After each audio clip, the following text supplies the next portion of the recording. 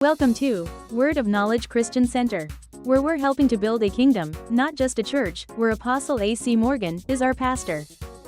Join us on WebEx on Sundays for our morning service at 10 a.m. and discipleship training, Wednesdays at 7:30 p.m.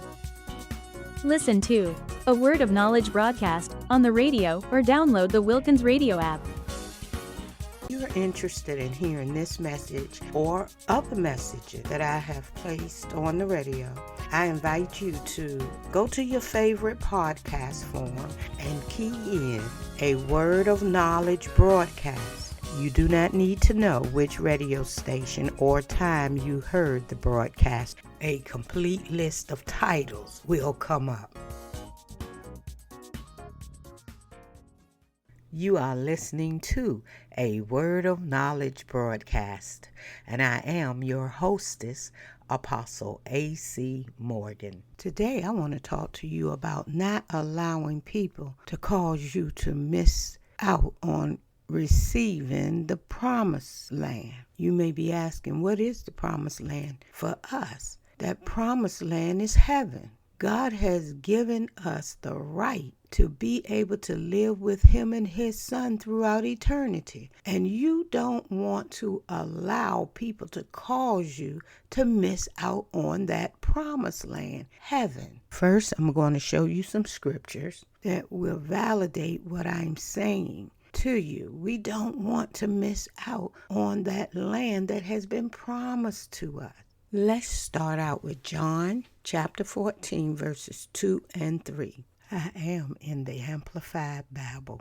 That's John chapter 14, verses 2 and 3. It reads, "In my Father's house are many dwelling places. If it were not so, I would have told you, because I am going there to prepare a place for you." Verse 3 says, "And if I go and prepare a place for you, I will come back again, and I will take you to myself, so that where I am, you may be also."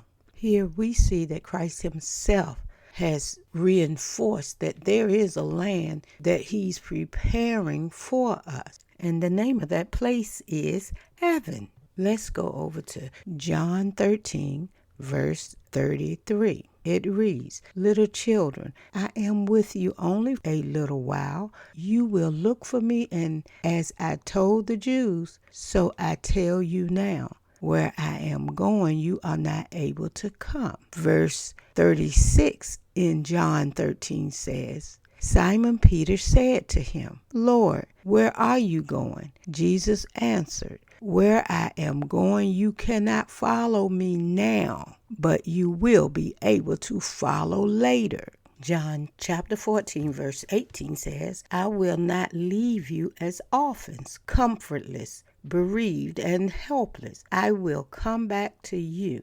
Let's go down to John 14, verse 28. It reads, "You heard me tell you, I am going away and I am coming back to you. If you really loved me, you would have rejoiced, because I am going back to the Father, for the Father is greater than I."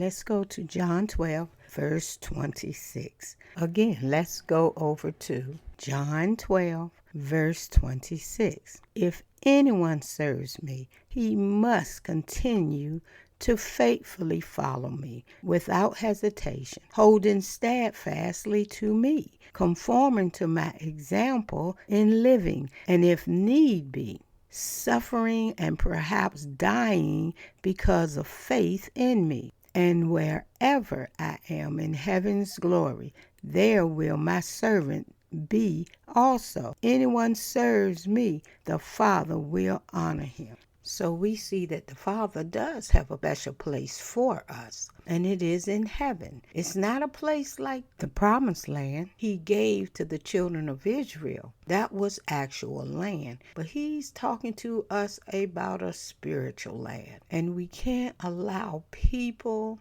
to cause us to miss out on our journey. I'm going to give you a few examples of what I'm talking about. Let's say you have a spouse or a best friend, and the individual wants you to do something you know is contrary to what you've learned from God. In fact, you know this particular act would put you in bad standing with God. Let's say you have a coworker, and this coworker tends to be able to always ruffle your feathers, and you do feel like they're doing it on purpose. You cannot let your reaction to the individual keep you from achieving heaven. There is nothing in this world that is worthy enough to stand in the way of you making it into heaven. Let's go over to Exodus chapter 17, verses 1 through 10. 1 reads, "Then all the congregation of the children of Israel moved on from the wilderness of sin by stages according to the commandment of the Lord, and camped at Rephidim. But there was no water for the people to drink." Verse 2 says, "Therefore the people quarreled with Moses and said, 'Give us water so we may have something to drink.' And Moses said to them, 'Why do you quarrel with me? Why do you tempt the Lord and try his patience?' Verse 3 says, 'But the people were thirsty for water, and the people murmured against Moses and said, Why did you bring us up from Egypt to kill us and our children and our livestock with thirst?' 4 says, 'So Moses cried out to the Lord for help, saying, What shall I do with this people? They are almost ready to stone me.' 5 says, 'Then the Lord said to Moses, Pass before the people, and take with you some of the elders of Israel, and take in your hand the staff with which you struck the Nile, and go.' Verse 6 says, 'Behold, I will stand before you there on the rock of Horeb. There you shall strike the rock, and water will come out of it, so that the people will have something to drink.' And Moses did so in the sight of the elders of Israel." Verse 7 says, "He named the place where this miracle occurred Massah, meaning test, and Meribah, meaning contention, because of the quarreling of the sons of Israel, and because they tested the patience of the Lord, saying, Is the Lord among us or not?" Many of you know the story of Moses and the Israelites in the wilderness. Moses worked with the people according to the instructions he received from God. The truth is, working with people is very challenging, and you must remember that when you deal with people, you're also dealing with spirits. I'm using the story of the children of Israel and Moses being in the wilderness to show you how easy it is to allow people and emotions cause you to miss out on what God has promised. And right now I'm talking heaven. He promised that he would prepare a place for us in heaven through his son. Now the people became like those who complain and whine about their hardships. And the Lord heard it. And when the Lord heard it, his anger was kindled, and the fire of the Lord burned among them and devoured those in the outlying parts of the camp. So the people cried out to Moses, and when Moses prayed to the Lord, the fire died out. He named that place Taberah, the place of burning, because the fire of the Lord burned among them. 4 says, "The rabble among them who followed Israel from Egypt had greedy desires for familiar and delicious foods. And the Israelites wept again and said, Who will give us meat to eat?" 5. "We remember the fish we ate freely and without cost in Egypt, the cucumber, the melons, the leeks, the onions, the garlic. But now our appetite is gone. There is nothing at all in the way of food to be seen but this manna." Verse 7 says, "The manna was like coriander seed, and it looked like dalian. The people went about and gathered it and ground it in meal or beat it in mortar and boiled it in pots and made cakes with it. And it tasted like cakes baked with fresh olive oil. When the dew fell on the camp at night, the manna fell with it. Now Moses heard the people weeping in self-pity throughout their families, every man at the doorway of his tent, and the anger of the Lord blazed hotly, and Moses regarded their behavior as evil.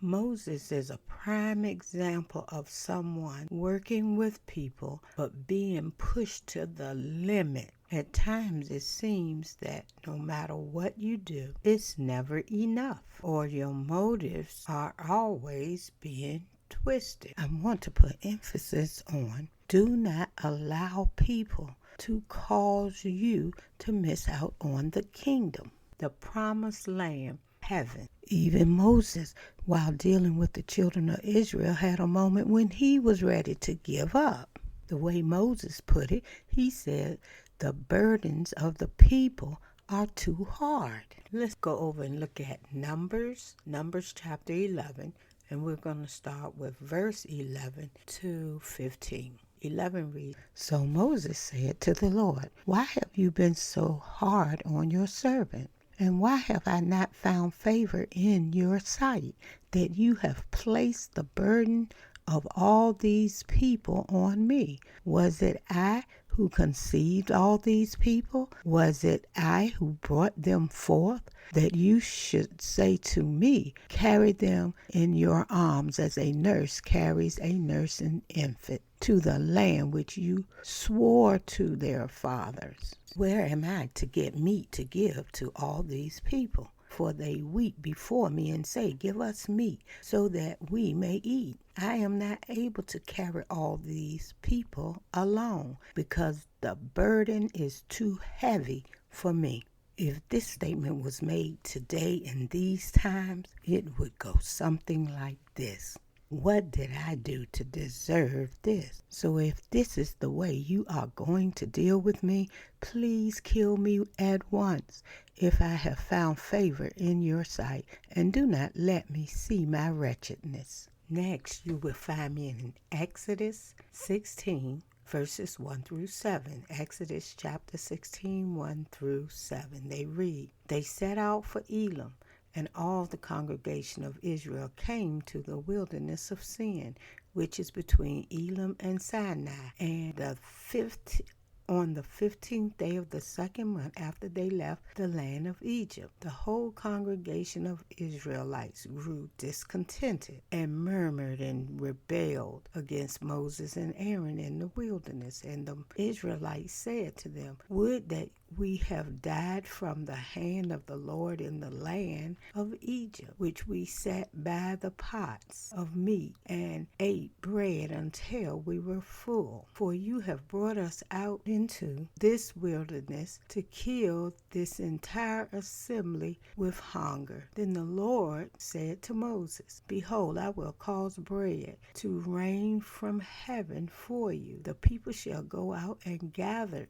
a day's portion every day, so that I may test them to determine whether or not they will walk obediently in my instructions, other words, law. And it shall be that on the 6th they shall prepare to bring in twice as much as they gather daily, so that they will not need to gather on the 7th day. So Moses and Aaron said to all Israel, At evening you shall know that the Lord has brought you out of the land of Egypt. And in the morning you will see the glory of the Lord, for he hears your murmuring against the Lord. What are we that you murmur and rebel against us? Let's move over to Numbers chapter 20, and we're going to read verses 1 through 13. Then the Israelites, the whole congregation, came into the wilderness of Zin in the first month, in the 40th year after leaving Egypt. And the people lived in Kadesh. Miriam died there and was buried there. Now there was no water for the congregation, and they gathered together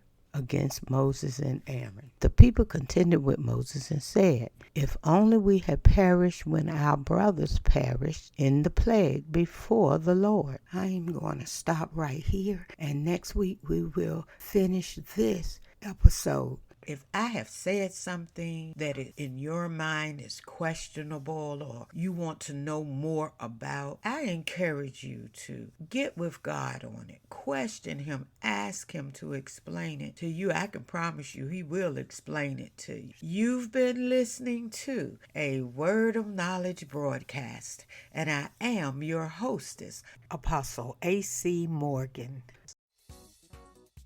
Dr. A.C. Morgan, Th.D., Apostle, and Arthur have a variety of books, workbooks, and study manuals available for purchase.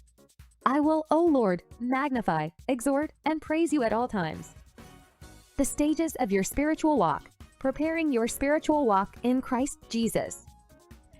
The Book of James, a study guide for the individual, small, and large study group. Discipleship Training Course 101. I hear what you're saying, but I don't understand. Discipleship Training Course, The Gospel of St. John. Spiritual First Aid Kit, a personal kit for the survivor. Proverbs, a book of wisdom. Insight from the wisest man of his time, Book 1. You can purchase these at wordofknowledge.net/store or amazon.com or Barnes & Noble.